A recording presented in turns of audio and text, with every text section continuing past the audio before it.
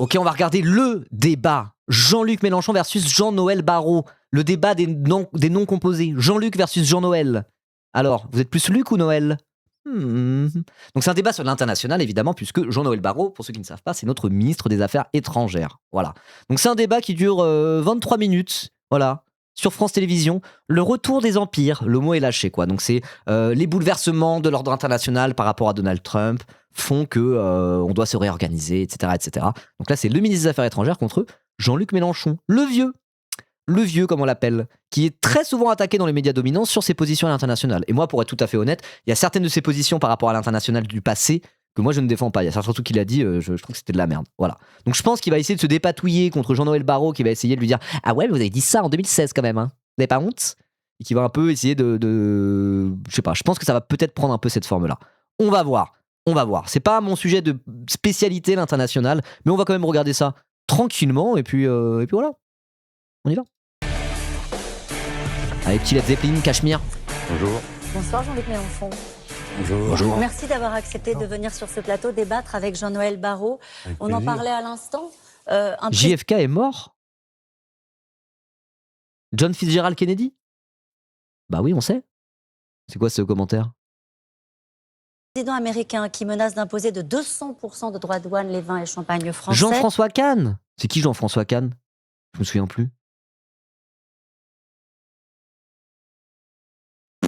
Qui veut les droits de imposer douane. la paix par la force, qui revendique le Groenland, qui, on va dire, se moque du chef de l'État. Ça n'est plus un allié, c'est un adversaire. Quel mot vous mettez sur la relation aujourd'hui entre la France et les États-Unis? C'est difficile. Ah, c'était le mec qui s'était acharné sur Ursula, c'est ce soir. Ok. Mais pourquoi vous parlez de ça?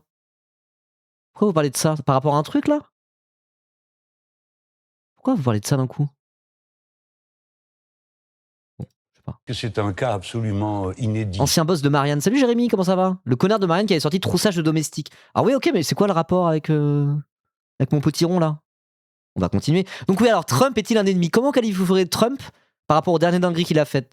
Bonne question. Ça n'est plus un allié, c'est un adversaire. Quel mot vous mettez sur la relation aujourd'hui entre la France et les États-Unis? C'est difficile à trouver parce que c'est un cas absolument inédit. Ce qui est certain, c'est que nous sommes dans un bouleversement, un basculement de l'histoire. Et moi, je pronostique que, compte tenu de ce que je vois, les menaces sur 5 pays, dont la Chine, ce conseil pour la paix, qui est une espèce d'international obligatoire qui pourrait se transformer en alliance militaire mondiale qu'il propose, tout ça fait que... Ça, le conseil pour la paix, c'est par rapport à Gaza, quoi. Sinon, genre, on va faire un conseil pour la paix à Gaza avec tous les pires raclures de l'ordre impérialiste américain et occidental pour décider de la destinée des Palestiniens à leur place en collaboration avec Israël. En gros, c'est ça le truc du conseil de la paix de Trump. Voilà. Il ira plus loin, c'est une certitude. Alors attendez. Intéressant. Il est en mode vieux sage. Donc ça, il y a vraiment un truc avec Mélenchon, c'est qu'à l'approche des présidentielles, et là, il a déjà commencé un peu sa mue, il aime bien justement se positionner plus comme le vieux sage. Un peu bas le son de la vidéo? J'augmente, pardon. Donc là, est-ce qu'il va le faire par rapport à ça? Probablement, mais il y a aussi d'autres trucs, c'est que sur certains sujets, quand il vient à la télévision, il a toujours à peu près la même attitude, quoi. Et en vrai, sur des sujets un peu sérieux, quand c'est dans des conditions un peu respectueuses, où c'est pas juste 5 fascistes qui lui tombent sur le coin de la gueule pour le traiter d'islamiste, généralement, il s'énerve pas, il est en mode sérieux, en d'état, etc., etc. C'est un truc qu'il faut un petit peu séparer de la posture souvent qu'il prend à l'approche de la présidentielle, où il essaie d'être un peu rassurant, en mode, voilà, l'homme d'état, républicain, un peu en surplomb, le vieux sage, etc., etc. Donc là, probablement qu'il va avoir un peu cette attitude-là, mais c'est peut-être plus lié au format, où on lui a proposé un débat qui était relativement ok et respectueux, j'ai l'impression. Je sais pas, mais de ce que j'ai lu, ça avait l'air d'être plutôt en bonne et due forme, quoi. Vous voyez ce que je veux dire? Donc c'est pas forcément... Là, le ton qu'il va avoir, l'attitude qu'il va avoir, s'inscrit pas forcément dans la stratégie de passer pour un vieux sage calme pour les présidentielles. Vous voyez ce que je veux dire? On va voir. Si vous n'êtes pas à la table, alors c'est que vous êtes au menu. J'ai beaucoup aimé. Salut à tous. Salut Arkashk. Et je pense que le résultat sera aussi important pour les relations internationales que l'a été la fin de l'URSS. Parce que réellement, c'est la fin d'un monde en ce moment-ci. Alors, pour nous, comme toujours, les crises, mais ça, je pense qu'on sera d'accord pour dire que les crises sont aussi des opportunités de reconstruction. Saviez-vous qu'en mandarin, il n'y avait qu'un seul idéogramme pour désigner crise et opportunité? À méditer. Non, c'est vrai. On peut donc, nous les Français, s'avancer et être en quelque sorte une avant-garde du non-alignement, peut-être mettre à l'ordre du jour la vraie lutte qui compte, celle contre les conséquences du changement climatique. Moi, en tout cas, c'est ça que je souhaite. Qu'on utilise comme une opportunité la crise que déclenchent les Américains. Je voudrais qu'on rentre dans un cas concret. Ok, je suis plutôt d'accord avec ça. Hein. Ouais, de fou. Situation au Groenland. Regardez cette photo que Donald Trump a postée sur le site de la Maison-Blanche. C'est une photo qui a été truquée avec de l'IA. On y voit un Donald Trump venir planter un drapeau américain au Groenland. J'avais pas vu ça. J'avais vu la carte de toute l'Amérique du Nord avec un gros drapeau américain dessus, avec le Canada américain, le Groenland américain, etc. Mais là, ce truc-là en IA dégueulasse, celui-là, je l'avais pas vu, quoi. Aïe.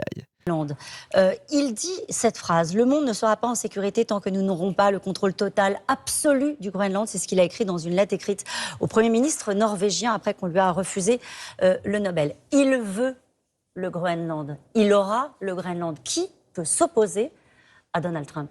L'Europe, et c'est d'ailleurs ce qu'elle a commencé à faire. C'est marrant, il y a Jenny Fleet qui a écrit de derrière les fagots.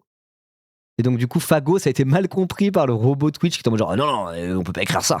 Voilà, parce que traduit en anglais littéralement, fagot, non, oui, effectivement. Que cet après-midi, les députés européens, le Parlement européen, a suspendu l'accord commercial que nous jugions déjà déséquilibré l'été dernier. Et ce message est un avertissement qui doit être reçu comme tel par l'administration américaine. Et si les menaces, si la coercition devait se confirmer, alors l'Europe en tirerait toutes les conséquences. Et la Commission s'y prépare et elle dispose de moyens très puissants pour le faire. Il faut mettre des mots sur ces formules, en tirera toutes les conséquences. Est-ce que ça veut dire que la France, à ce compte-là, défendrait ce qu'on appelle le bazooka commercial, l'idée de mesures de coercition? Attendez, je remets les lunettes de soleil comme Macron. For sure, we're going to use the bazooka against Donald Trump. I'm going to do it. Don't give a shit about this yonky piece of shit. À l'endroit des entreprises américaines. Alors d'abord, quand on veut dissuader une menace, on ne met pas toujours des mots sur les instruments qu'on utiliserait. On fait preuve de résolution et de détermination. Ensuite, oui, cet instrument anti-coercition a été conçu en 2023, et notamment par la France, pour permettre à l'Europe de dissuader toute menace d'où qu'elle vienne et quelle qu'en soit la nature. Et donc nous n'hésiterons pas, évidemment, à prescrire, à recommander son utilisation. Mais l'objectif premier, c'est évidemment d'amener l'administration américaine à revenir sur ses décisions en lui rappelant qu'elle a un besoin absolument vital de l'Europe. Puisqu'aujourd'hui, les grandes entreprises du numérique, les géants du numérique, font 50% de leurs profits en Europe. Ouais. Et aujourd'hui, c'est en grande partie... Combien ? J'ai pas... font 5% de l'Europe. Puisqu'aujourd'hui, les grandes entreprises du numérique, les géants du numérique, font 50% de leurs profits en Europe. Ouais. Combien ? Ah ouais, je savais pas que c'était à ce point-là. Genre les GAFAM américaines font 50% de leurs profits en Europe. Peut-être pas 50% de leur chiffre d'affaires, mais 50% de leurs profits. Effectivement. Hein. Alors après, c'est tout le truc. Si on est en mode genre, ah ouais, on va empêcher les GAFAM d'aller en Europe. Comme ça, on nique Donald Trump. Nous, on fait comment, nous autres Européens? On est totalement dépendants des technologies du numérique américaine. Ça voudrait dire on n'a plus aucun réseau américain, on n'a plus qu'une infrastructure américaine, on n'a plus les serveurs américains. Il n'y a plus Twitch, si c'est ça. Il y a un monde où on rentre dans le bras de fer avec Donald Trump est en mode genre, ok, et du coup, il n'y a plus Amazon et Twitch en France. Si c'est ça, je sais pas ce que je fais, moi. C'est pour ça. Si vraiment vous rentrez dans ce bras de fer, ça peut aller très très loin en réalité sur le papier. Et c'est peut-être aussi pour ça qu'au final, il y a une codépendance entre les États-Unis et l'Europe de toute manière, parce que les GAFAM font 50% de leurs bénéfices en Europe, et l'Europe pourrait pas vraiment se passer des GAFAM de toute manière, quoi. On n'est pas souverain sur le numérique en Europe, vraiment pas, quoi. Voilà, Google, Microsoft, voilà. On n'aurait plus rien, ça serait une merde pas possible. GoVPN, ouais, mais non, mais moi ça tuerait mon activité, je vous le dis. Mais c'est même plus que ça, on pourrait même plus utiliser Microsoft en France. C'est juste, t'enlèves les entreprises de la tech américaine qui n'ont plus le droit d'officier en Europe du jour au lendemain. Il y a l'Europe, la France en tout cas, juste pour prendre l'exemple de la France, s'effondre d'un coup, genre. Ce serait même pas possible. Ou alors vraiment, voilà, on passe sur le modèle chinois d'un coup. On utilise WeChat et on utilise les infrastructures chinoises, quoi, mais bon. Voilà, il faudrait utiliser les équivalents chinois. On a plein de logiciels libres, oui, je suis d'accord, mais est-ce qu'on a les serveurs et tout ce bordel, hein? Tu lèves sur TikTok et la PlayStation Online, ouais, voilà, ça serait ça. Et les trains s'arrêtent en France, tout à fait. Il faut regarder dans les entreprises comment elles fonctionnent. Si du jour au lendemain, toutes les entreprises françaises doivent passer sur des solutions non américaines et de logiciels libres et tout, bon courage, hein. Ça va être compliqué.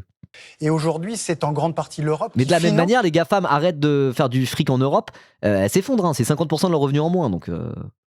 C'est pour ça que je parle de codépendance, qui fait qu'à un moment donné, c'est aussi ça le truc du capitalisme mondialisé et financiarisé, c'est qu'à un moment donné, il y a une espèce de codépendance entre tous les pays qui fait que nothing ever happens, vous voyez.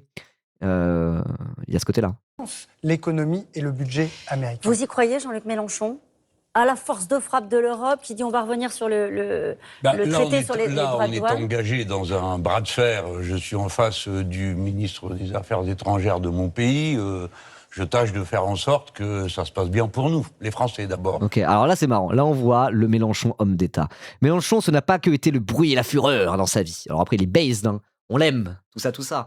Mais il y a un côté où il respecte les fonctions. Il y a un côté, je sais pas si on peut parler de nationalisme, mais il y a un côté où il est en mode genre voilà, le jeu, c'est le ministre des Affaires étrangères, on est dans un moment compliqué, donc il est respectueux du ministre des Affaires étrangères. En mode voilà, en tant que Français, en tant que candidat à la fonction suprême, etc. Là-dessus, il va pas faire le mariole dans ces moments-là. C'est même pas une histoire de chauvinisme, mais voilà, c'est le républicain français avec sa part de patriotisme, etc. Moi, ça m'étonne pas du tout qu'il soit pas en train de lui rentrer dedans. Là n'est pas la question. Parce que c'est Jean-Luc Mélenchon, quoi. Il voudrait être président. Et je pense que aussi, par les temps qui courent, être là, dans ces sprites de respect de la fonction, il y a un truc où, pour 2027, il doit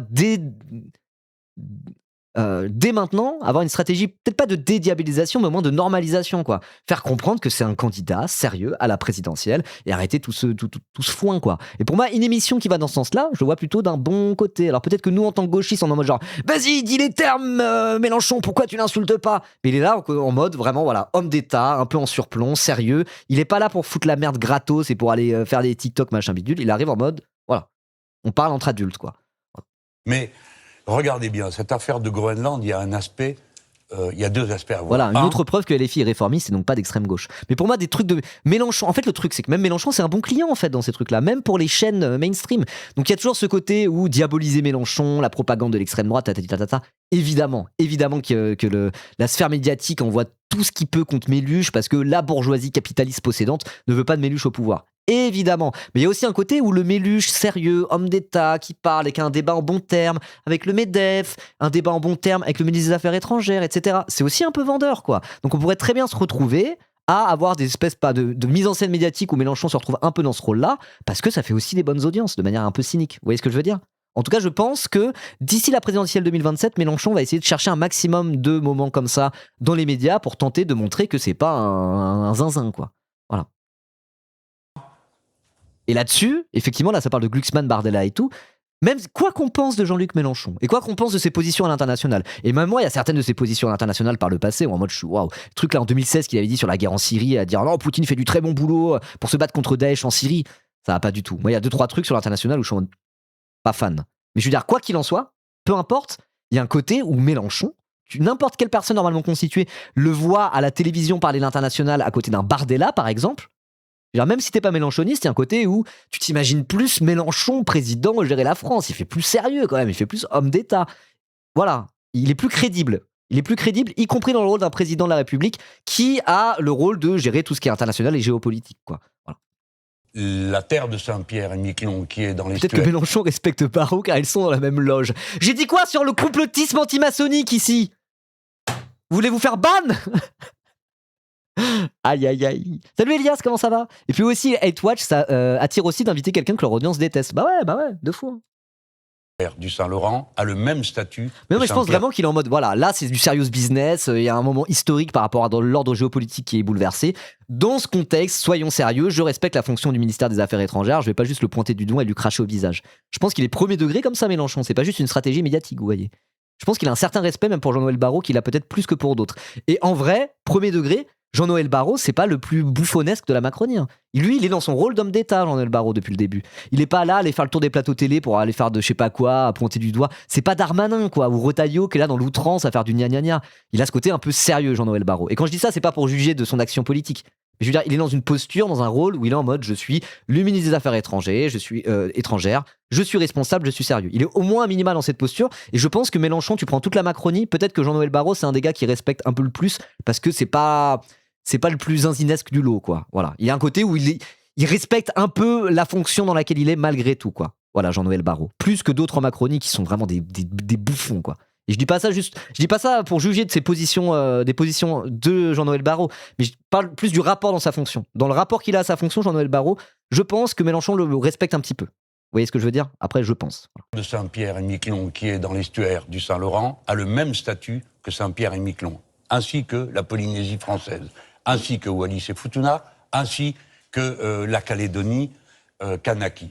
Donc nous sommes très directement intéressés, compte tenu des fronts de guerre qu'organise M. Trump.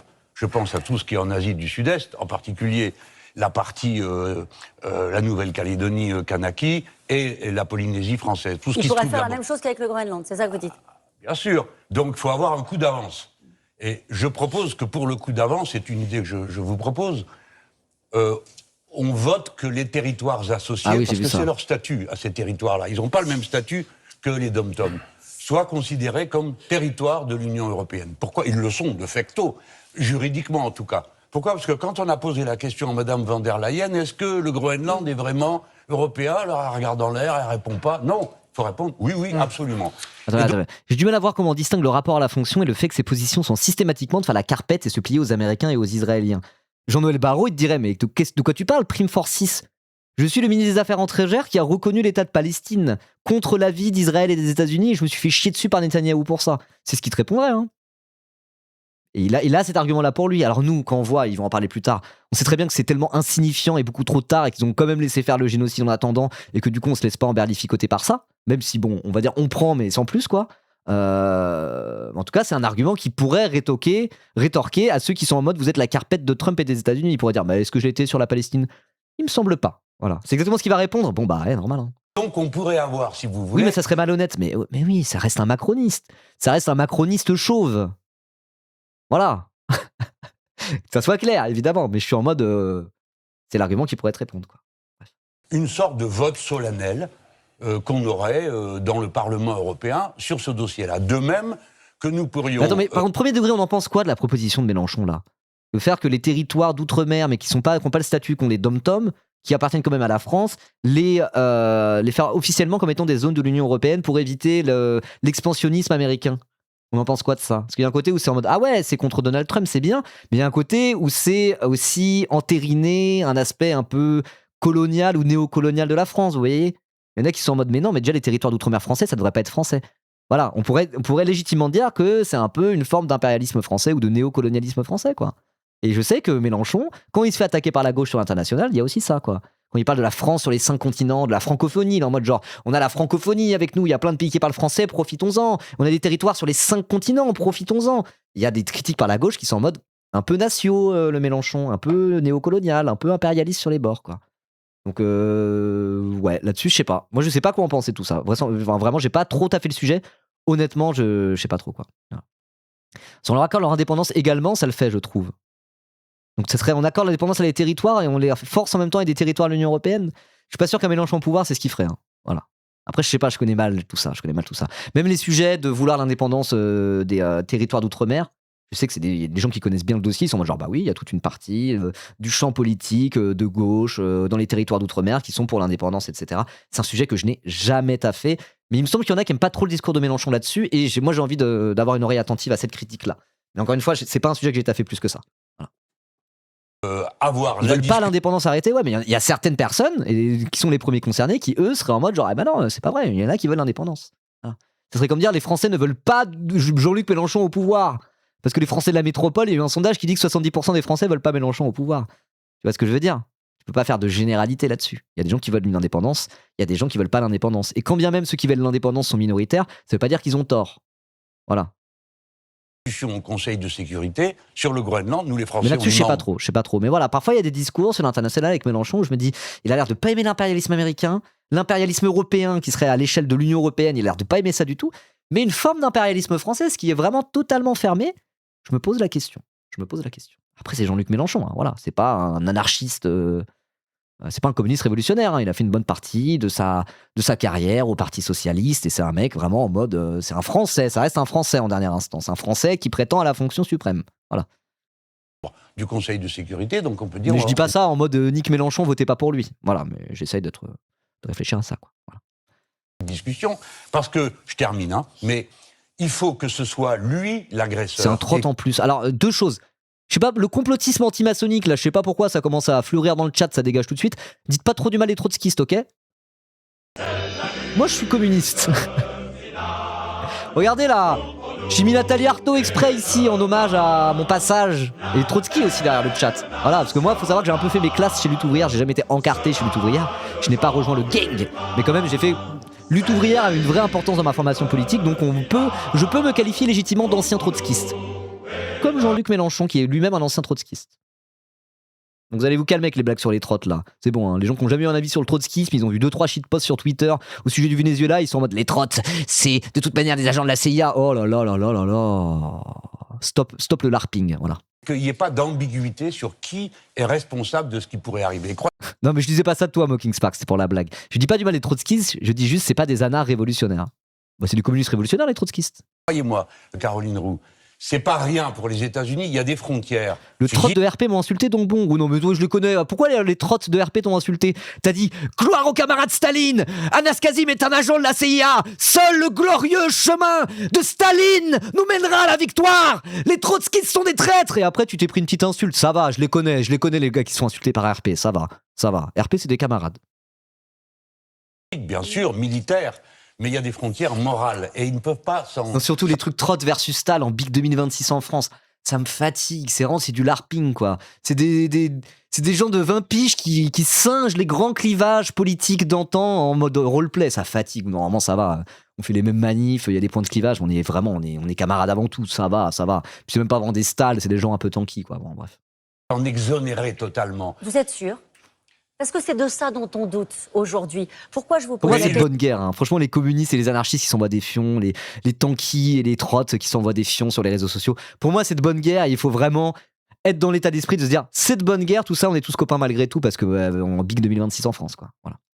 Il le fait exprès, Caroline Roux, il le fait exprès. Il veut qu'on doute du fait qu'il est capable d'aller jusqu'au bout pour qu'il n'ait pas besoin de nous forcer, qu'on lui cède. Du coup, j'ai pas suivi, pardon.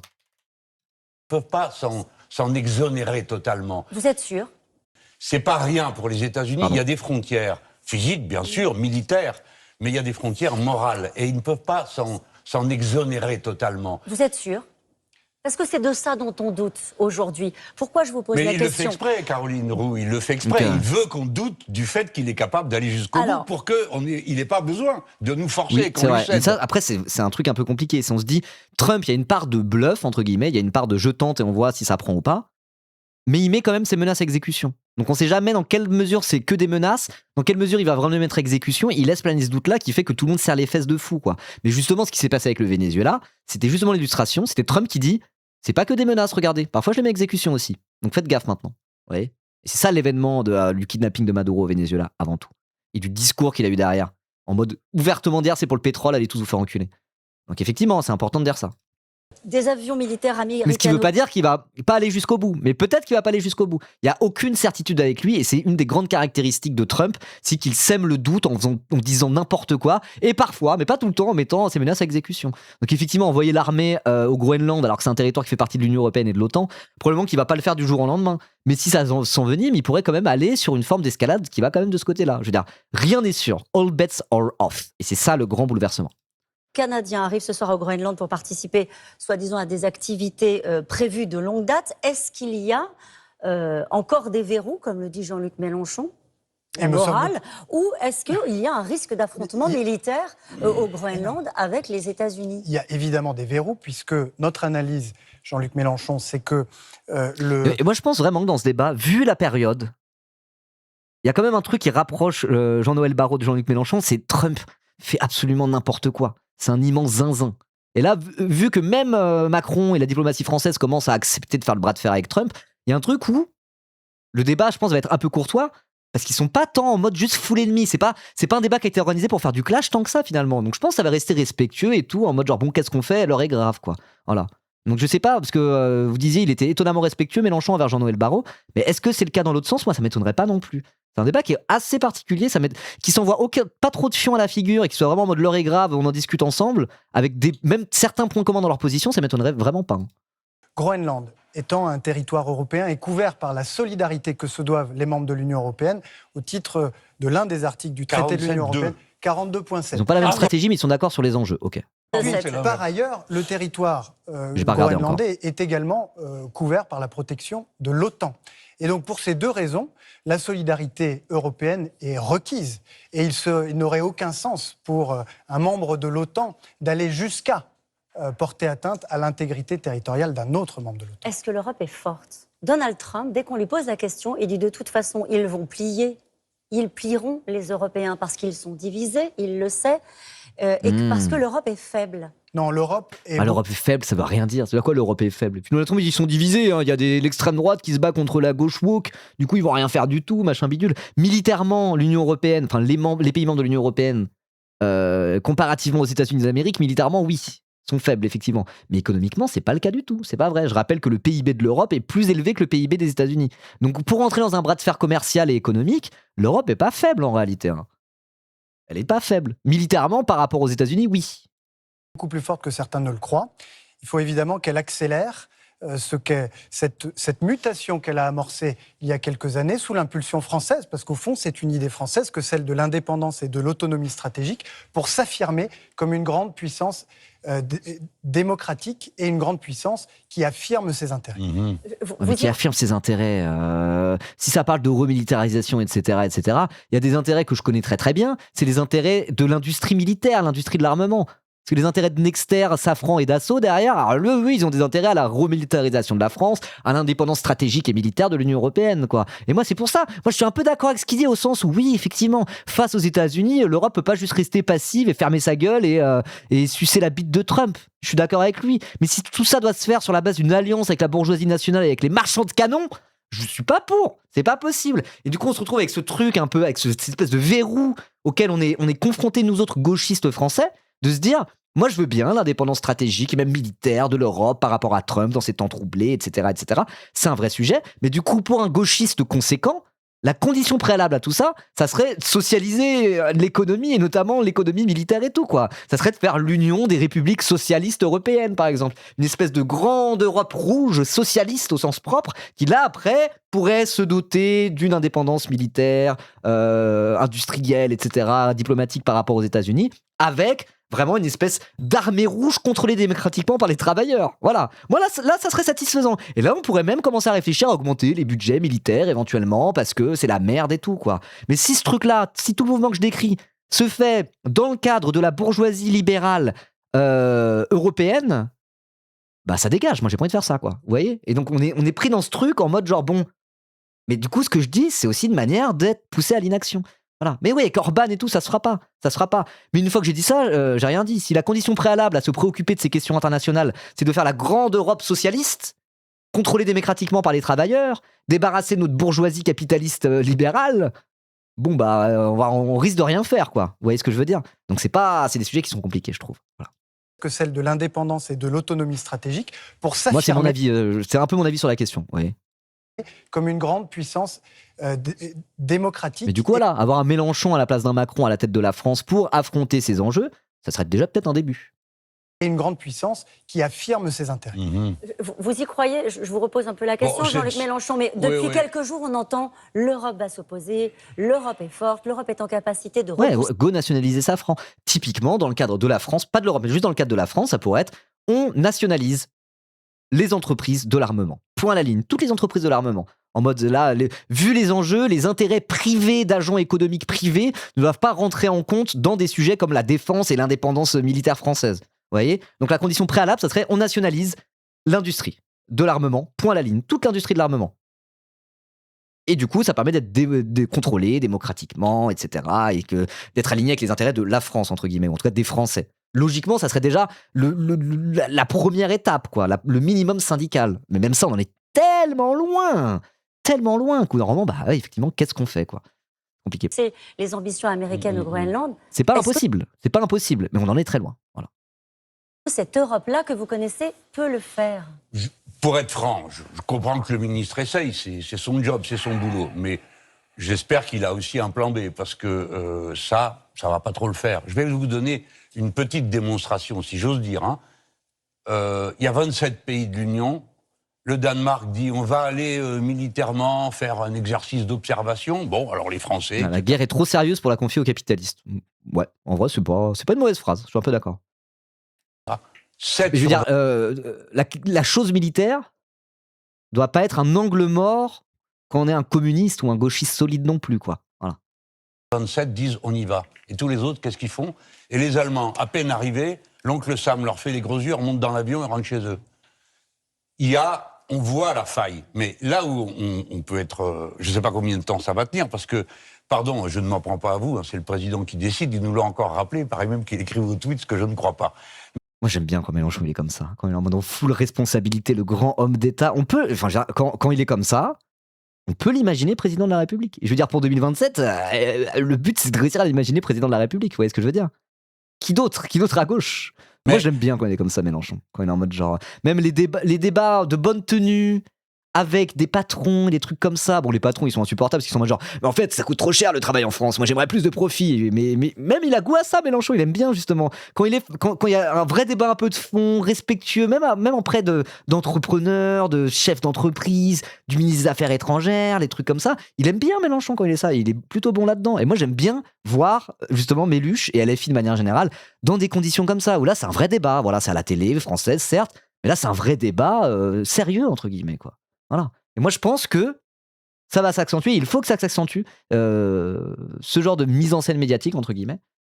Sans ça, on est dead, quoi. Vous voyez ce que je veux dire? Et parce que, à travers la figure de Jean-Luc Mélenchon et la normalisation de ce genre de discours par rapport à ces dispositifs médiatiques, c'est le sort des idées de gauche qui est aussi derrière. Voilà. C'est pas juste par adulation de la France insoumise et de Jean-Luc Mélenchon, je dis ça, mais c'est que Jean-Luc Mélenchon, qui, jusqu'à preuve du contraire, représente dans le mainstream la gauche française, avec toute la diabolisation qu'il y a derrière.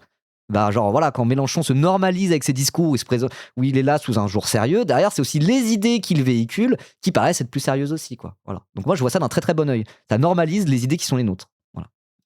Il a dit, il a refusé de participer à ce fameux Conseil de la paix. Eh ben, je l'approuve et le soutiens dans cette décision. Mais c'est le seul sur tout le paquet qui a été invité qui dit j'irai pas. Pourquoi? Parce que c'est une ONU bis. Faut bien comprendre ce que fait monsieur Trump. Ce n'est pas un fou. Il a une stratégie très précise. Son but ultime, Caroline Roux, ça m'est déjà arrivé de vous dire, notez, vous allez voir, ça va se passer. Eh bien, son but ultime, c'est la Chine, c'est pas nous.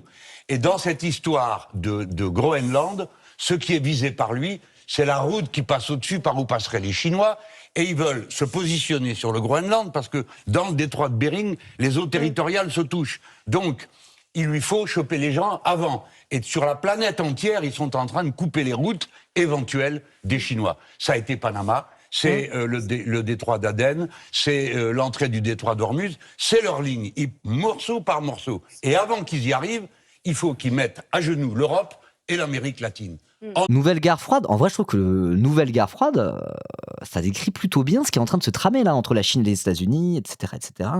Je trouve que nouvelle guerre froide, c'est assez pertinent comme concept. Mais après, j'ai des gens qui disent en fait la guerre froide, on pourrait appeler ça la troisième guerre mondiale. C'est juste qu'on appelait ça guerre froide parce qu'il n'y avait pas de guerre sur les territoires occidentaux. Il n'y avait pas de guerre en Europe, il n'y avait pas de guerre aux États-Unis, etc. C'est pas des blancs occidentaux qui sont massacrés entre eux, quoi. Et donc ils sont en mode non, mais du coup c'était une guerre froide. Oui, bah, allez dire à tous ceux qui sont morts pendant des conflits entre l'URSS et les États-Unis par des guerres en proxy dans des pays du Moyen-Orient ou d'Asie du Sud-Est ou que sais-je encore. Que la guerre elle était froide. Hein. Allez dire aux Vietnamiens que c'était la guerre froide, la guerre du Vietnam. C'était dans le contexte de la guerre froide, quoi. Voilà. Donc en vrai, on pourrait presque dire que c'était une troisième guerre mondiale, mais on appelle ça guerre froide nous occidentaux parce que nous on n'est pas morts dans l'histoire, quoi. Enfin, si, il y a des soldats, des GI américains qui sont morts au Vietnam. Vous voyez ce que je veux dire? Mais bon, voilà quoi. Le napalm, est-ce qu'il était froid? Tout à fait.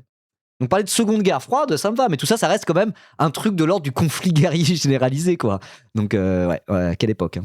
En Europe, ça résiste. En Amérique latine, ça résiste. Mais personne ne peut dire jusqu'à quel point voilà, ça des guerres indirectes, mais pas froides, c'était des guerres indirectes. Ok, les routes maritimes, c'est intéressant, ça, on voit rarement cette map. Putain, mais attendez, c'est fou. Est-ce qu'on assiste à un programme télévisé sur France Télévisions qui est bien, qui est plutôt intéressant, qui prend pas les spectateurs pour des cons et qui réfléchit à des vraies questions? Ça fait bizarre de voir ça. Hein. Le cirque que c'est, y compris sur France Télévisions. Moi, je fais partie des gens qui trouvent que quand même, historiquement, le service public, c'est moins pire que les autres chaînes. C'est de moins en moins vrai sous Macron, c'est vraiment de moins en moins vrai. Mais là, quand tu vois ça, t'es en mode genre, ça a l'air à peu près sérieux en vrai. Genre. Si c'était tout le temps comme ça, la télé française, franchement, waouh, ça change de CNews quand même. Ok, donc là, on a la carte. Donc effectivement, on a les différents trucs. Pour aller de Londres à Yokohama, typiquement, soit on fait tout le tour comme ça, c'est 21 000 km, galère. Soit on fait tout le tour en passant par le canal du Panama, là, hop là, 23 300 km, encore un peu plus galère. Ou alors on passe à côté du Groenland, clac, et c'est que 14 000 km. Ou alors on fait pareil en longeant les côtes russes, mais du coup c'est la Russie. Ok, donc l'enjeu c'est cette route commerciale principalement, pour éviter d'avoir à faire tout le tour. A raison de rappeler qu'il ne faut pas d'abord se laisser impressionner ni fasciner par l'agitation américaine. Ils appuient les propos de Jean-Luc en infographie, un peu. Hein. Donc c'est juste que là, Mélenchon, il a dit un truc que c'est pas son avis à lui pour le coup. Jean-Noël Barrot, il va pas dire le contraire, il va pas dire non, parce que vous êtes Jean-Luc Mélenchon, je dis le contraire. Les trucs de la route de Nat, c'est n'importe quoi. Bah oui, effectivement. Pourquoi ? Parce qu'au fond, la nouvelle donne géopolitique dans le monde aujourd'hui, c'est la conflictualité croissante entre les États-Unis et la Chine. Il dit pareil que Méluche. Hein. Superpuissances qui sont lancées dans une course à la domination du monde, qui, si nous ne développons pas une Europe forte et puissante, à laquelle un certain nombre d'autres régions du monde se rallieront, qui n'ont pas du tout envie de choisir leur camp, bien, si nous n'y parvenons pas, nous serons entraînés contre notre gré dans cette conflictualité croissance, dans des guerres que nous n'aurons pas choisies. Et donc c'est ils ont fait quoi ils ont fait quoi comme guerre la Chine dernièrement?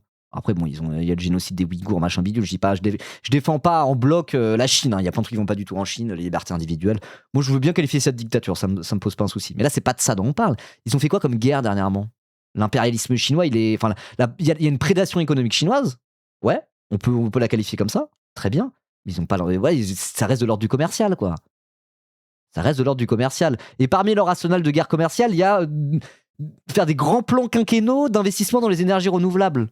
À côté de ça, l'Amérique de Trump, les États-Unis de Trump, c'est l'impérialisme américain dans toute sa splendeur, les ingérences, kidnapper des présidents étrangers et pratiquer un capitalisme extractiviste ouvertement climato-sceptique pour des raisons cyniques de course à la puissance. Taïwan, ça pue. Ouais, Taïwan, ça pue. Mais alors, je suis désolé. La question de Taïwan par rapport à la Chine, c'est pas les États-Unis par rapport au Venezuela. Moi, j'ai pas un avis fait sur Taïwan, au sens où mon avis, c'est il y a un statu quo, qu'on garde ce statu quo-là, que tout le monde est content. Dans l'idée. Annexer Taïwan, ça serait plus sensé que ce que vient de faire Trump au Venezuela. Premier degré, ce serait moins une ingérence. Après, je dis pas que je suis pour, mais ça serait moins grave, quoi. Voilà. Et si c'est juste ça, la guerre que pourrait faire la Chine, c'est pas les États-Unis, je suis désolé, c'est pas les États-Unis. Et quand tu regardes toute l'œuvre des États-Unis pendant tout le XXe siècle, c'est incomparable, voilà. Sans dire, oh, mais je suis pour que la Chine envahisse Taïwan, c'est pas ce que je dis. Mais je veux dire, si vraiment le but c'est, faut ni aller dans la course vers la guerre avec les Chinois, ni aller dans la course vers la guerre pour les États-Unis, moi je suis quand même un peu plus flippé par les États-Unis de Trump que par la Chine de Xi Jinping en réalité. Voilà. Ça, c'est du réveil de l'Europe. C'est le point central, je pense, sur lequel nous nous retrouvons.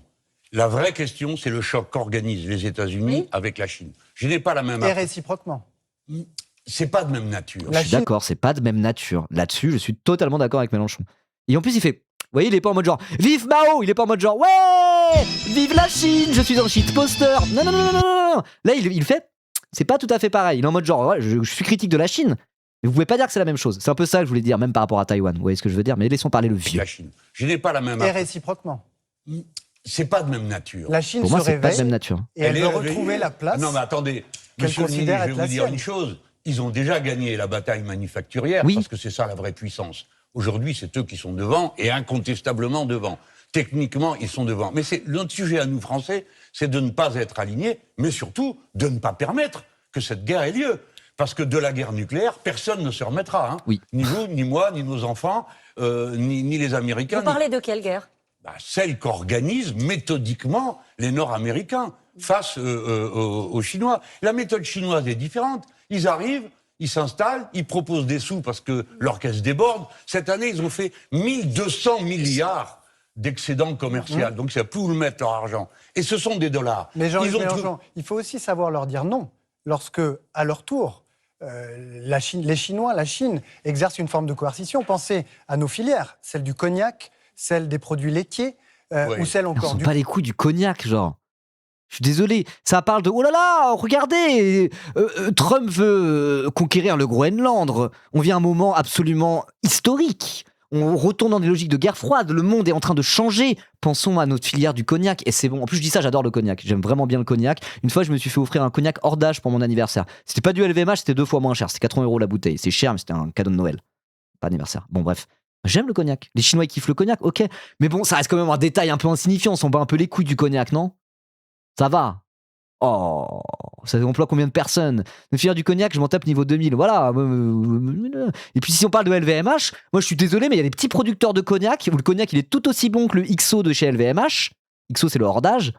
C'est tout à fait équivalent, ça coûte 2 à 3 fois moins cher. Donc moi je serais pour un cognac indépendant et populaire, débarrassé de l'industrie du luxe et du parasitisme de Bernard Arnault et de LVMH. Voilà. Parce que juste parce que c'est dans une bouteille LVMH avec un beau flacon en cristal, ça coûte 160 € alors que tu peux avoir un produit de la même qualité pour 80 balles. Moi qui aime le cognac, allez vous faire enculer LVMH. Si le but c'est de continuer à vendre à des Chinois, des Chinois riches, hein, à la bourgeoisie chinoise, du cognac artificiellement gonflé par la taxe Arnault et le prestige du luxe, not in my name. Voilà, au contraire, débarrassons les viticulteurs et ceux qui fabriquent le cognac du parasitisme de LVMH. Libérez le cognac. Voilà. Bon, bref. Je dis ça parce que j'aime bien le cognac et je suis en dry January, donc là, quand c'est à la fin du mois de janvier, vous voyez, je suis. Pensez à nos filières, celle du cognac, celle des produits laitiers, ou celle encore du porc, qui sont aujourd'hui soumis à des droits de douane qui sont considérables. On est d'accord. Écoutez, tenir tête, ce n'est rien quand on peut discuter avec les gens qui sont d'accord. Pourquoi ils sont d'accord pour discuter? Parce qu'ils sont forts. Quand vous discutez avec le plus fort, il est toujours prêt à discuter. Donc c'est pourquoi il ne faut pas être aligné. Parce que le plus faible, c'est M. Trump. Ce n'est pas M. Xi Jinping. Et M. Xi Jinping, on peut encore. Ça ne sera pas pareil dans 2, dans 3, dans 4, dans 5 ans. Mais à l'heure qu'il est, nous pouvons avoir une négociation pour dire ça c'est vous, ça c'est nous. Mais pour ça, il faut être nous d'abord la France. Je suis on le fait à l'échelle de la France. mais pardon, mais excusez-moi de vous le dire, ce n'est pas possible. Parce que à l'étape actuelle, nos intérêts ne sont pas les mêmes. Je n'en veux à personne. Mais les intérêts des Français, les capacités des Français ne sont pas celles des Danois, qui jusqu'à présent ont été le cheval de Troie des États-Unis d'Amérique en Europe, ne sont pas les mêmes que les Allemands, vous le savez comme moi. Mais c'est avec nos partenaires européens que nous avons résisté à certains des chocs les plus violents que nous avons subis. Rappelez-vous, la crise de la Covid-19, sans l'Europe... Il dit la Covid-19, lui. Nous n'aurions pas eu de plan de relance. Ils sont derrière vous, on les voit. Donald Trump, Xi Jinping, Vladimir Poutine. La suite, pour nous, c'est quoi? C'est d'attendre qu'ils se partagent le monde. Non, la suite, elle est très simple. On s'allie avec lui, là. On s'allie avec lui pour niquer les deux autres. Hop là. Non.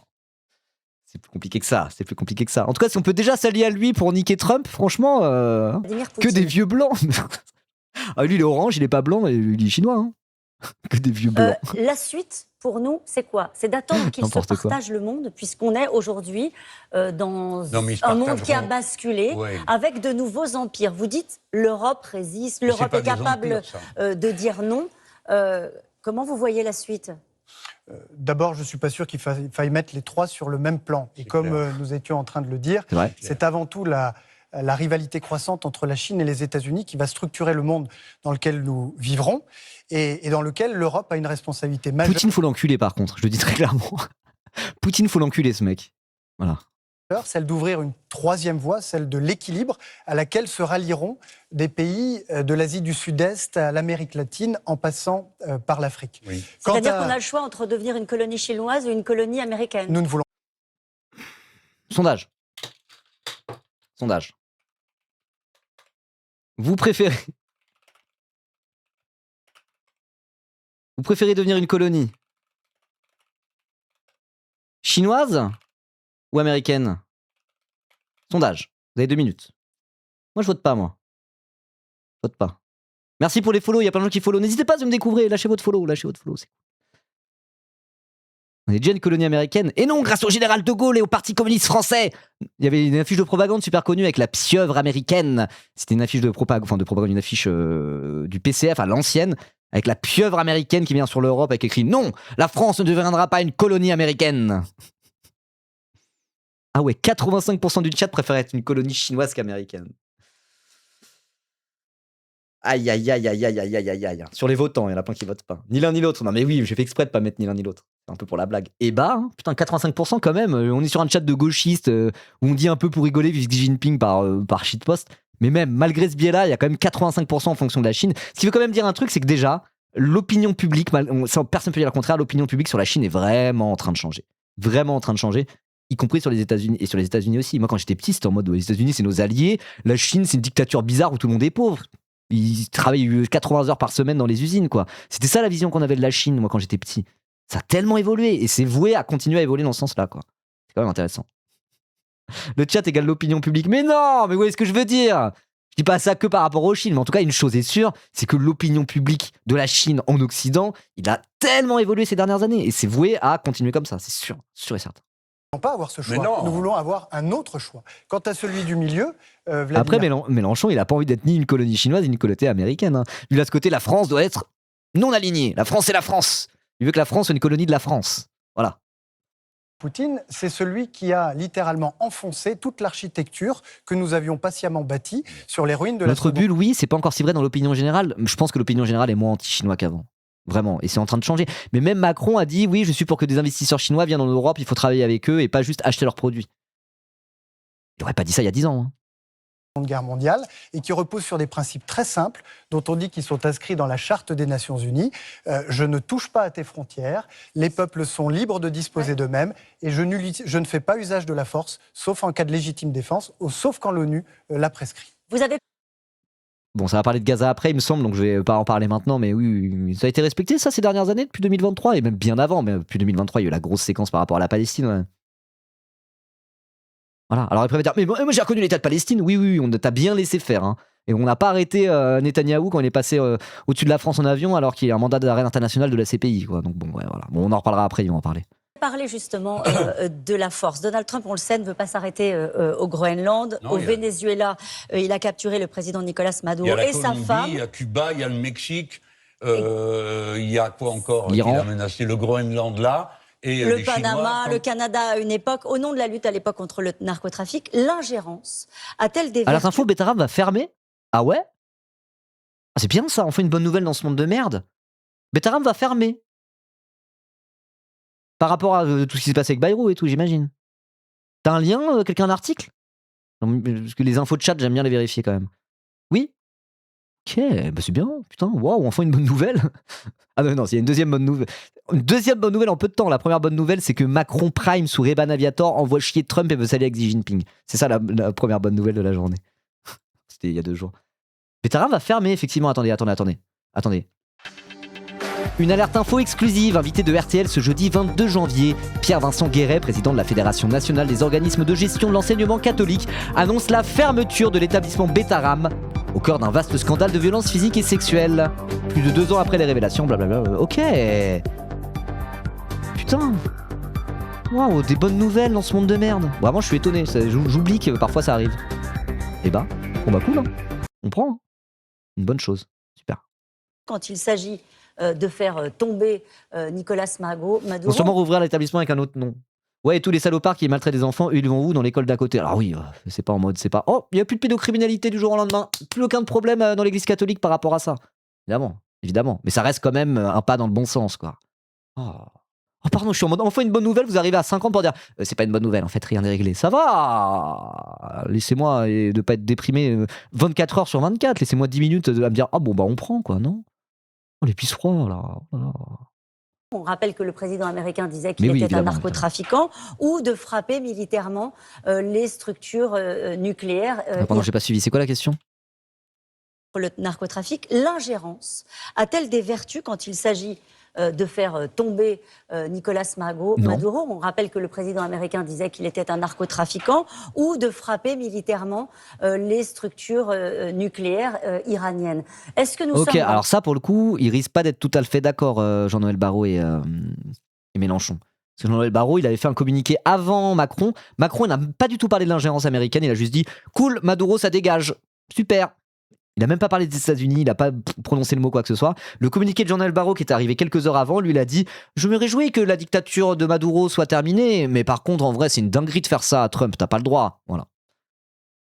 Donc là, je pense que pour le coup, ils vont peut-être un peu plus pas être d'accord, quoi. Dans un moment où les règles de droit international ne comptent plus, ou est-ce que c'est à géométrie variable? Ou alors peut-être que Jean-Noël Barrot a un peu changé son fusil d'épaule, parce que depuis que le Groenland est dans la balance, là ça y est, l'Union Européenne, on avait un peu rien à foutre du Venezuela, le Groenland ça les concerne, donc peut-être qu'ils ont un peu changé leur fusil d'épaule et que rétrospectivement il va avoir un discours plus carré, on va dire, y compris sur le Venezuela, parce qu'il s'est passé parce que là il y a le truc au Groenland. Je sais pas, on va voir. Oui, surtout que là, effectivement, le régime maduriste, il est toujours là, hein, donc ça servait juste à faire une démonstration de force, commencer cette séquence dans laquelle on est depuis le début d'année, kidnapper Maduro quand même, et pouvoir implémenter les géants pétroliers américains au Venezuela, quoi. Mais voilà, c'était même pas pour faire un changement de régime ou je sais pas quoi en réalité. Donc voilà, même du point de vue qu'avait un peu défendu Jean-Noël Barrot. Bon, voilà. Attendez, c'est pas mon tour. Allez-y. Non, mais bon. D'abord, terminons sur tout à l'heure. Donc, moi, je dis clairement les choses.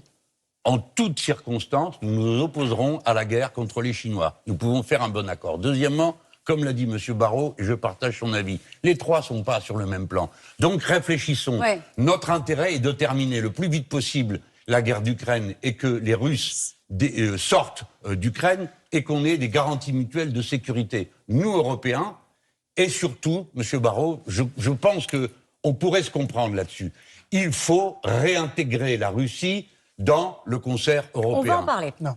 C'est très important parce que c'est le point d'équilibre des forces. Vous ne pouvez pas regarder les forces et dire « Bon, alors on a le choix, à savoir à qui on va se soumettre. » Donc on parle russe. Il faut d'abord qu'ils sortent. Il faut d'abord qu'on se renforce. Il faut d'abord donner un budget à nos armées. Il faut d'abord que l'Europe de la défense se développe. Pourquoi faire ? Avant que nous soyons en capacité d'avoir cette discussion avec la Russie après Vladimir Poutine pour bâtir cette architecture de sécurité. Après Vladimir Poutine, ok, c'est précisé. Européenne. En attendant, il faut faire échec au projet colonial de Vladimir Poutine. Elle dit colonial. Il dit colonial. Quand c'est pour parler de Vladimir Poutine, ils arrivent à dire plus les termes que quand c'est pour la Palestine. Alors que c'est bien plus colonial encore en Palestine en réalité quand tu regardes la réalité concrète, quoi. Après, Nick Trump est soutien à l'Ukraine évidemment, hein. Mais le fait qu'il utilise ce terme-là comme ça, c'est vraiment parce que c'est Poutine en face, ils sont pas alliés, quoi. Et de ce point de vue-là, je pense qu'on a eu quelques divergences. Est-ce qu'on peut reprendre le fil Non, mais on n'a pas de divergence sur l'invasion. Moi, je suis pour qu'il dégage de là. Je ne serai jamais d'accord avec les invasions en Europe. Mais là où je ne suis pas d'accord avec vous, c'est que vous comptez faire quoi ? Dans la dissuasion nucléaire française, c'est « tu me touches pas un cheveu ». Or, ils sont déjà là-bas en Ukraine et on ne l'a pas fait. Donc, on voit bien qu'on a un problème. On a un problème. Et vous comptez faire... Il faudrait balancer la bombe nucléaire sur Poutine. C'est ça la solution, là ? C'est ce qu'il aurait fallu faire ? Quoi, une guerre conventionnelle ? Les fois où nous avons voté contre des résolutions qui étaient proposées au Parlement... Regardez, ils ont mis une photo de Mélenchon, il est souriant, il a l'air sympa et beau. C'est rare, hein ? Ça fait bizarre, hein ? Ça fait bizarre. Allez, ça part de là. Ça part de là, les amis. Road to 22%. C'est parce qu'on nous proposait de ne pas mettre de limite à la portée des armes. C'était ça qui se discutait. On a dit, mais vous êtes fous. Vous voulez une guerre nucléaire ? Il faut bien qu'on se comprenne. Nous ne jouerons pas, je pense que ce serait une erreur pour la France, de jouer les gros bras. Et de dire on va faire... Non, il a pas dit il faut nuke Poutine, c'était pour rigoler. Il a dit que la dissuasion nucléaire, si ça avait marché, la dissuasion nucléaire, Poutine n'aurait pas envahi l'Ukraine, c'est ça qu'il est en train de dire, effectivement. Comme disent les Allemands, ils vont faire la plus grande armée conventionnelle d'Europe. Personne ne leur demande pourquoi faire. Vous comptez réellement faire une guerre conventionnelle ? Vous ne croyez pas qu'on est puissant quand on est armé ? Je crois qu'on est puissant quand on sait ce qu'on veut, où on va, et que certaines choses sont proscrites. Il n'y aura pas de guerre en Europe. Nous n'en voulons pas. Et nous sommes capables de nous entendre. Il y a un plan maintenant pour nous entendre avec des garanties de sécurité mutuelle avec les Russes. On a entendu il y a quelques instants le président Macron dire que Zelensky était prêt avec la proposition de Trump. Sur cette base, il y a une possibilité. Mais elle est dure. Et j'en profite pour vous dire que je souhaiterais que les Français s'honorent en disant les Américains ont dit que bon, de Donbass, tout ça, les Russes restent dedans. Non, quand est-ce qu'on demande l'avis des gens ? Je suis partisan du fait que, quoi qu'on décide, le peuple concerné vote dans les territoires disputés. Et pareil pour le Groenland, vous savez, monsieur le ministre, je pense que si vous suggériez aux amis danois de dire, dites donc, pourquoi vous ne feriez pas voter les Groenlandais ? Parce que comme ça, l'autre, après, il faut qu'il passe sur le corps d'un vote. Je pense que la démocratie, les principes moraux sont des forces dans l'histoire. C'est d'ailleurs comme ça qu'on a sauvé Saint-Pierre et Miquelon de l'appétit américain. Mais cependant, exact, je suis quand même c'est bien de le rappeler. C'est bien obligé de rappeler que, oui... vous dites au fond, ça n'est pas nécessaire. Oh, pas tous en même temps, s'il vous plaît, pas tous en même temps. Il y a des résolutions. Il y a des résolutions peut-être que vous n'avez pas soutenues, mais on ne vous a pas trouvé en soutien de la résistance. Ok, oh bah ça y est, ça attaque un peu. Donc là, ça refait le numéro de Mélenchon par rapport à l'Ukraine, il n'a pas été au rendez-vous. Arrêtez d'être d'accord. Ukrainienne qui nécessitait que l'Europe se mobilise. Moi, je trouve que parfois, il n'était pas clair sur l'Ukraine, mais il n'a pas été pro-russe. Il n'a pas été pro-russe. Je trouve que parfois, sa position, je ne suis pas spécialiste là-dessus, j'ai l'impression que parfois, sa position, elle était un peu branlante, on va dire. un peu casse-gueule sur les bords, mais en tout cas, jamais je dirais qu'elle a été pro-russe, sa position. Peut-être que c'était un peu en mode genre, mais non, il faut discuter, faire de la diplomatie. Et parfois, c'était un petit peu... Bon, par rapport à la réalité concrète du terrain, peut-être un peu pas naïf, mais vous voyez ce que je veux dire, un peu... Voilà. Mais je dirais, en tout cas, c'est pas pro-russe comme position. Et Jean-Noël Barrot, la Macronie, la droite française, etc., au contraire, disent, bah non, il a fait le jeu de la Russie en ayant les positions qu'il a eues, quoi. Voilà. Elle apporte un soutien financier et y compris un soutien militaire pour repousser l'envahisseur. Parce que moi, c'est un truc que je me suis toujours dit, c'est si on veut négocier avec Poutine par rapport à l'Ukraine, etc., et que la base de la négociation, c'est l'Ukraine est à poil, n'a aucun soutien militaire, et Poutine est en économie de guerre pour défoncer l'Ukraine, je veux dire, la négociation, la diplomatie se fera jamais du bon côté, se fera jamais au profit des Ukrainiens. Faire ça, c'est dire, ok, on donne l'Ukraine à la découpe à Poutine, parce que c'est lui qui décide, c'est lui qui a les pistolets, quoi. C'est lui qui a les fusils. Je veux dire, de la diplomatie avec Poutine, négocier un accord qui soit à peu près satisfaisant, on va dire le moins insatisfaisant possible, logiquement, il faut le faire sur la base d'un rapport de force qui est un rapport de force militaire. Vous voyez ? Donc dire, il faut faire la diplomatie, il faut faire la diplomatie, sans savoir à quel point militairement ou pas l'Ukraine est soutenue, j'ai toujours trouvé ça un peu foireux. Vous voyez ce que je veux dire ? Mais là-dessus, je suis pas un spécialiste, c'est un sujet assez compliqué, quoi. Voilà. Qui a effectivement dévoyé ce privilège qui lui a été accordé par la communauté internationale de disposer de l'arme nucléaire à des fins défensives pour mieux couvrir cette agression et cette invasion qui dure depuis bientôt 4 ans. Bon, ne soyez pas injuste. La défense de l'Ukraine, le premier qui a réagi de tout le champ politique français, c'est moi, parce qu'il se trouve que j'étais réveillé à cette heure-là. Ah, j'allais dire, bon, c'est un peu de mauvaise foi, ça, c'est juste que, voilà, tu l'as fait à 7h du mat, les autres, ils l'ont fait à 9h du mat, c'est juste que t'es vieux, t'étais réveillé à 5h du mat, t'as eu le temps de faire tes courses, et après, t'as vu que l'Ukraine était envahie. En vrai, mais tout le monde a pris la même position en même temps en réalité sur l'Ukraine. Tout le monde a condamné le jour même, d'une même moi, même ceux qui suçaient Poutine toujours avant, je parle du Rassemblement National. Donc c'est bon, il a précisé, il se trouve que j'étais réveillé tôt. Bon, ok, ça va. Défensive, pour mieux couvrir cette agression et cette invasion qui dure depuis bientôt 4 ans. De tout le champ politique français, c'est moi, parce qu'il se trouve que j'étais réveillé à cette heure-là. Ok, c'est bon, de bonne foi. Mélenchon Prime, là c'est Mélenchon Prime quand il fait ça. Et genre, bah non, mais moi je l'ai fait. Bon, j'étais réveillé tôt, c'est un peu un hasard, mais en tout cas, vous pouvez pas me dire le contraire. Et je me suis donc exprimé en soutien. Deuxièmement... Et Louis, il y a une commande pour connaître le thème de la discussion. Le thème de la discussion, c'est débat avec Jean-Noël Barrot sur l'actualité internationale. Voilà. Vous, particulièrement, parce que vous travaillez avec M. Macron, vous savez mieux que personne quelle est la nature des relations que nous avons avec les opposants anti-guerre russes, puisque c'est avec le président Macron qu'on a obtenu les visas pour les faire venir en France, et nous nous occupons d'eux, et que nous sommes la seule force politique qui a un contact avec l'opposition. Quelle opposition ? Elles sont toutes interdites. Il reste une opposition, c'est le syndicat du bâtiment, qui a tenu son congrès il n'y a pas longtemps, et l'unique responsable politique présent dans ce congrès, c'était une Française, Marina Mesure, députée insoumise. Alors ça rejoint un petit peu une discussion qu'on a eue avec Sacha de Révolution Permanente, je ne sais pas si vous connaissez, cette militante qui est russe, qui est réfugiée en France. Et du coup, on a parlé justement de la répression en Russie. Est-ce qu'il y a encore une opposition qui existe en Russie ? Quel débouché, quel avenir pour le peuple russe par rapport au pouvoir de Poutine ? Où en est l'extrême droite russe ? Est-ce que l'enlisement dans la guerre en Ukraine, ça peut être une porte de sortie du peuple russe par rapport au régime de Poutine, etc., etc. C'était vraiment très intéressant, ça a duré 1h30. N'hésitez pas à aller sur la chaîne YouTube pour retrouver l'entretien. Ça rejoint un peu le sujet là. Voilà. Et oui, elle est beaucoup en prison, l'opposition, de manière générale. Voilà. Elle, de son avis, ce qu'elle disait, c'est il n'y a pas eu un tel niveau de répression et contre l'opposition politique depuis Staline. Et en mode, c'est du jamais vu. Ce que fait Poutine là, la dernière fois qu'il y a eu un truc aussi vénère, c'était Staline, et même à l'époque du tsar Nicolas II, la monarchie absolue russe, en fait, l'opposition était plus puissante et moins opprimée, quoi. Ouais. Oui, c'est Sacha Yaropolskaya, c'est ça, j'oublie son nom de famille. Pour moi, c'est Sacha Angsty sur Twitter, je la connais comme ça. Donc voilà, la conversation était super intéressante. Pour ceux que ça intéresse, allez sur la chaîne de VOD. Voilà, si quelqu'un peut mettre le lien de la vidéo éventuellement dans le chat, je la renverrai, mais c'était vraiment cool. Nous ne sommes pas une main en arrière. Et ceux qui regardent la VOD YouTube, là, allez regarder la vidéo après. Voilà. C'est plutôt beaucoup d'autres qui le sont. Les partis politiques, par exemple, vous êtes membre du MoDem. Que fait le MoDem à propos de l'Ukraine ? L'opposition sous Nicolas II, elle n'était pas marxiste au Parlement ? Bah si, entre 1905 et 1917. C'était les mencheviks et les bolcheviks à la Douma. C'était marxiste, hein, c'était des communistes. Au moment de la révolution d'octobre de 1917, le parti bolchevique était majoritaire à la Douma. Ah non, elle n'était pas marxiste. Ok, d'accord, c'était point d'interrogation. Oui, avant la révolution, j'entends, ok. Avant 1905 ? Après, ça dépend, mais il y avait des communistes, des révolutionnaires, des marxistes et tout, justement, dans l'opposition. Après, il y en a certains qui étaient en exil. Lénine était en exil parce que le pouvoir du tsar, voilà. Mais le parti bolchevique était à la Douma, quoi. Enfin, bref. Voilà. Mais en tout cas, d'après Sacha, qui connaît comme bien le sujet, elle, ce qu'elle disait, c'est vraiment en mode depuis Poutine, on n'a pas connu un tel niveau de répression en Russie. Y compris quand on parle du tsar Nicolas II, quoi. Voilà. Russie, rien des communiqués. Pas du tout. Vous plaisantez. On s'est mobilisé. Pardon de parler. Attendez, de quoi?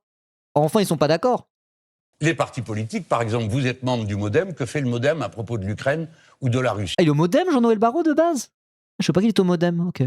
Rien des communiqués. Pas du tout. Vous plaisantez. On s'est mobilisé.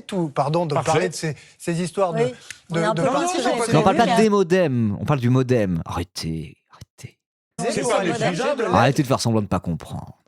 De l'aide et notamment de l'aide humanitaire qui sont partis par camion jusqu'à Oui, je sais, on était dedans. Kiev, et voilà. Mais attends, on était dans ces histoires-là. Mais par exemple, donnez-nous quelque argent, puisque nous accueillons des Russes opposants à la guerre. J'aime mieux vous dire qu'il faut avoir quelque chose dans le ventre et pourtant, pour être opposant. Ceux qui sont restés là-bas sont pris 15 ans de prison. Et pourtant, on se souvient de l'absence de soutien des députés de la France Insoumise au Parlement européen lorsque des résolutions ont été passées sur Navalny ou sur d'autres opposants. Mais comme vous êtes injuste et comme vous ne suivez pas les affaires, nous voterons toujours Enfin, ça s'embrouille un peu. Ça reste courtois. Vous savez, vous connaissez le Parlement européen. Le Parlement européen vous dit, tenez, voici un baril de miel. Et puis quand vous regardez, il y a une cuillère de goudron dedans.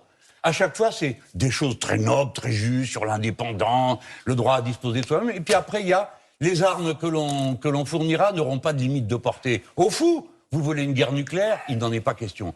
On doit encore dire ce soir aux Français... C'est un peu technique, je me souviens plus les trucs de résolution votés, mais je sais qu'à un moment donné, LFI au Parlement n'avait pas voté un truc en rapport avec le soutien à l'Ukraine et tout le monde était en mode « Regardez, ce sont des agents de Poutine !» alors qu'ils ont expliqué pendant 15 000 plombs que non, c'était la manière dont c'était fait, le texte ne les convenait pas, mais que c'était pas contre un soutien de l'Ukraine. C'est juste ce soutien-là, sous cette forme-là, ils n'étaient pas d'accord avec cette forme de soutien. Mais je me souviens plus exactement dans les détails, mais là, en gros, c'est un peu cette histoire qui a relancé, quoi. Ceux qui auraient la tentation de jouer les gros bras. J'ai vu que le président du parti présidentiel, M. Attal, dit « Maintenant, il faut laisser tomber les règles, il faut passer à la puissance. » Il faut passer à la loi du plus fort. Voyons, la loi du plus fort, c'est quoi? C'est la guerre nucléaire avec les Russes. Les Français, un coup et c'est fini. Un coup et c'est fini. Nous sommes le seul peuple au monde qui a une centrale nucléaire en amont de sa capitale. Donc il s'agit d'être raisonné, je ne dis pas raisonnable, raisonné. Je ne vous en accuse pas, monsieur. Je ne suis pas en train de dire que vous auriez mordu le trait. On vous aurait plutôt des fois reproché de paillettes. Mais c'est pas grave et ce sera pas le sujet ce soir. Je dis pas de guerre. Jean-Noël Barrot, la guerre, c'est la fin pour nous. Mais c'est par la force qu'on dissuade la guerre. Je me permets de poser une question, parce que c'est très par intéressant. La force qu'on dissuade la guerre. Civis pacem parabellum, n'est-ce pas? Je ne sais pas ce que c'est que si super tu veux la profit. paix, prépare-toi à la guerre. Oh merci pour les 6 mois d'avance, Vinnie-Marie. Alors c'est ton 6e mois et tu viens de prendre 6 mois d'avance. Et bah écoute, c'est parti pour 1 an. Let's go. Merci beaucoup. Ce clivage, on a commencé l'émission en évoquant une... Je suis fatigué là, je rebondis un peu sur ce qu'ils disent en faisant des petites blagues, mais là, 5 heures de live, j'avoue, je commence à... En plus, c'est l'international, je vous dis, c'est pas le truc auquel je suis le plus sûr de moi forcément, du coup, voilà. On regarde ça tranquillement, mais je lâche pas des commentaires ultra basés et pertinents à chaque phrase parce que... fatigué. Question, parce que c'est très intéressant de voir ce clivage. On a commencé l'émission en évoquant une potentielle intervention américaine au Groenland. Surtout, sur ces sujets-là, comme je suis moins sûr de moi, parfois je marche un peu sur des œufs, je n'ai pas envie de dire de la merde. Voilà. Je préfère ne pas avoir un avis hyper tranché et pas dire de trucs dont je suis pas sûr, plutôt qu'arriver avec mes gros sabots et dire mais non, blablabla, et de faire le contrarian bizarre. Je n'aime pas faire ça de manière générale, et donc voilà. Crispation, les gens qui vous regardent ce soir ont un brin d'inquiétude sur la situation internationale. J'ai à ma droite Jean-Luc Mélenchon qui dit au fond l'objectif c'est pas de guerre, parlons avec Vladimir Poutine. D'un autre côté, j'entends un chef de l'État qui dit clairement la puissance c'est la force. Pour être respecté, il faut être puissant, donc il faut un réarmement. Si tu veux la paix, prépare la guerre. Bien sûr. Ça fait 20 siècles que ça dure cette histoire, il n'y a que la guerre. Alors, il a raison. Mais le truc, c'est que Mélenchon au pouvoir, est-ce qu'il baisserait le budget de l'armée? Mélenchon, de base, il n'est pas trop comme ça. Lui, pour un service civique obligatoire, militaire par défaut, mais si on veut être objecteur de conscience, on peut faire un service civique à la place. De base, c'est pas un angle mort pour lui, la question militaire à Mélenchon. Au contraire, il pourrait être du genre où dans une France socialiste, avec le grand leader Mélenchon, même pouvoir éventuellement nationaliser l'industrie de l'armement, mettre de la thune dedans pour l'indépendance et la souveraineté de la France à l'international. Il n'est pas il n'est pas totalement fermé à ces idées-là, Mélenchon, quoi. Donc je trouve que les positions que lui prête Caroline Roux sont peut-être un petit peu caricaturales, quoi. Voilà. Et encore une fois, avoir la chose militaire comme étant vraiment une vraie variable dans sa politique, ne pas prendre ça comme un angle mort, ne pas être naïf par rapport à ça, pour moi, il y a une condition sine qua non à pouvoir ne serait-ce que se poser cette question, c'est ne pas laisser le pouvoir décisionnaire dans le conseil d'administration des entreprises privées de l'armement. Si c'est ça, c'est mort. C'est mort. Je préfère devenir une colonie chinoise que d'enrichir Dassault. Pardon de le dire. Voilà. Mais bon, si on socialise l'économie, là, pour le coup, la question pourra se poser. Voilà. Sachant que bon, il y a un truc, typiquement, c'est qu'il aime bien Dassault, Mélenchon. Il était ami avec Serge Dassault, voilà, lui il n'est pas forcément totalement contre les intérêts de Dassault, donc c'est pour ça. Il y a un truc où c'est un peu caricatural, et je dis pas ça pour dire du bien de Mélenchon pour le coup. Il faut être puissant, donc il faut un réarmement. Si tu veux la paix, prépare la guerre. Bien sûr. Ça fait 20 siècles que ça dure cette histoire, il n'y a que la guerre. Alors on va laisser répondre Jean-Marie. Vous avez dit, je crois, par le passé que l'Europe... Brûlez vos idoles, mais votez pour eux quand même en 2027. Moi, c'est ma ligne. La défense, c'était l'Europe de la guerre. Mais si on ne prépare pas l'Europe de la défense, on aura la défaite. On aura la pression de la part de ces nouveaux... Il a fait une Ruffin, là. La France de la défense et la France de la défaite. Karine, soldate à l'armée de terre. Bon, j'arrête. Pire, qui ne se connaissent pas de frontières et qui sont mus par des pulsions impériales et coloniales. Et donc pour ça... Non, il a dit l'Europe de la défaite. Il a dit si on fait pas l'Europe de la défense, on aura l'Europe de la défaite. Qui est une position qui se tient quelque part. Mais encore une fois, c'est quoi l'Europe ? C'est quoi l'Union européenne avant tout ? L'Union européenne, c'est avant tout des règles pour un marché commun, pour une économie homogénéisée, capitalisme libéral, quoi. C'est avant tout ça, l'Union européenne. Le reste, c'est accessoire. C'est avant tout un marché commun au service de la classe possédante, quoi. Donc à partir du moment où c'est ça le cadre dans lequel on se place, moi, je veux pas faire l'Europe de la défense. Parce que sinon, ça sera l'Europe de la défense, l'union sacrée de tous les Européens derrière la classe capitaliste américaine et les marchands de canons. Et moi, je suis contre ça. Point à la ligne. Et on en revient à ce que je disais, la condition sine qua non à affronter réellement ces questions, ça serait socialiser l'intégralité de l'économie européenne et faire la grande Europe sociale. On n'est tellement pas que je sais pas quoi faire, honnêtement. En fait, on aura la pression de à part continuer à militer contre le capitalisme, etc. quoi. Mais bon, voilà. De ces nouveaux empires qui ne se connaissent pas de frontières et qui sont mus par des pulsions impériales et coloniales. Et donc pour ça... Encore une fois, sur la Chine, c'est pas tout à fait pareil. Parce que c'est quoi les territoires sur lesquels lorgne la Chine ? Je dis pas, c'est bien, je dis pas ça pour défendre la Chine. Mais c'est quoi ? C'est par rapport au Tibet, par rapport à Taïwan, quoi. Ce sont des trucs qui sont quand même liés à la Chine, plus que les États-Unis qui veulent prendre le Groenland. Vous voyez ce que je veux dire ? C'est pas tout à fait pareil, cette espèce d'expansionnisme territorial des empires. Voilà.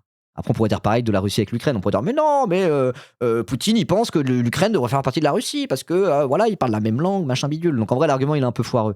Mais bon.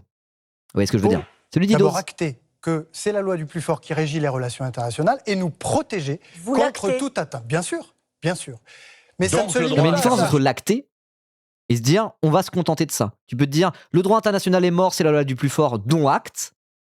Ok, je pense que Mélenchon ne dit pas le contraire. Mais je veux dire, qu'est-ce qu'on fait à partir de là ? On décide de jouer le jeu, de juste remilitariser tout et faire exactement comme Trump finalement pour lui tenir tête, ou on décide d'avoir une politique qui justement va à l'encontre de ça, quoi. On peut partir du même constat pour avoir des solutions bien différentes. Le constat que le droit international est mort et enterré et que tout ça c'était un peu un mensonge pendant tout le XXe siècle, une fable qu'on se racontait mais qui avait quand même certaines vertus.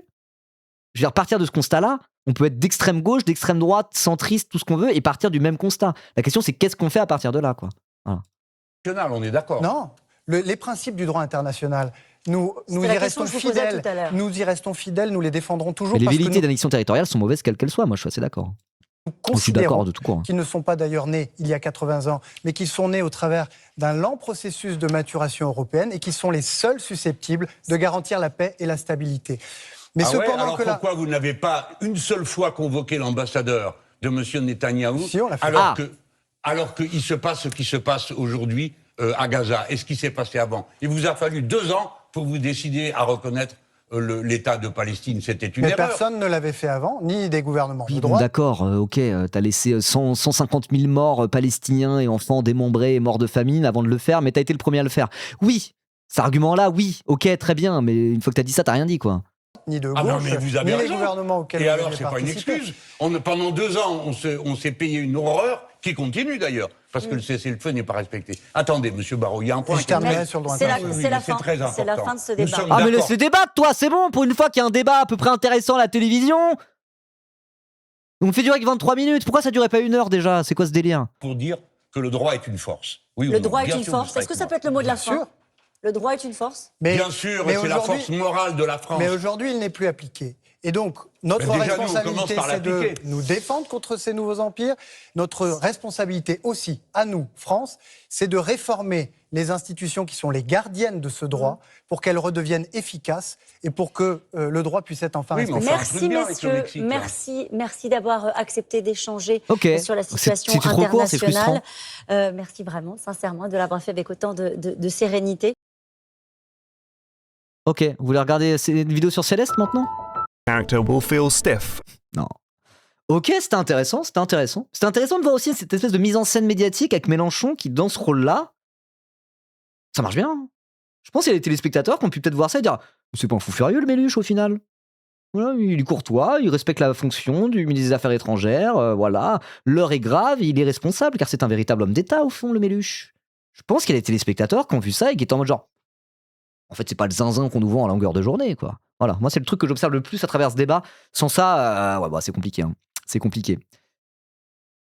Mais c'est un débat assez courtois, finalement. Mais trop court pour qu'on puisse vraiment. Ça n'a pas été tant dans l'affrontement d'idées et de visions, c'est resté vraiment très en surface.